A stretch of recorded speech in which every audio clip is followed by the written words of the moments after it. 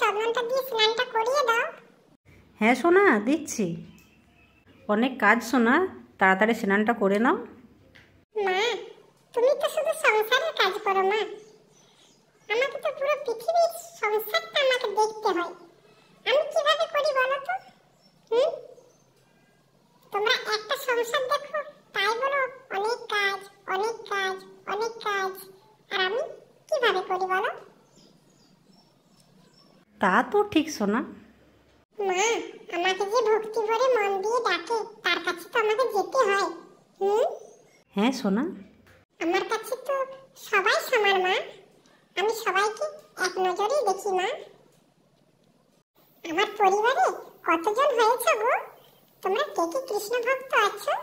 সবাই তো একটু রাধে রাধে লিখবে, নাহলে আমি কি করে বুঝবো তোমরা কে কোথা থেকে দেখছো আমার ভিডিও?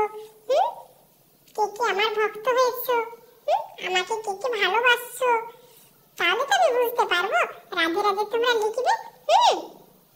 যারা আমার ভক্ত হয়েছো তাদের বাড়ি আমি অবশ্যই যাব, সবাই কিন্তু রাধে রাধে লিখবে।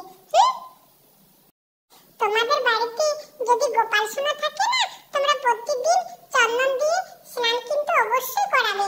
এই দেখো আমার মা আমাকে প্রতিদিন চন্দন দিয়ে স্নান করিয়ে দেয়।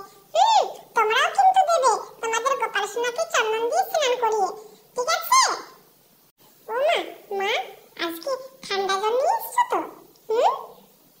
দেখো, গায়ে নিতে গেলেই বুঝতে পারবে জলটা ঠান্ডা কি গরম। এবার স্নানটা করিয়ে দাও।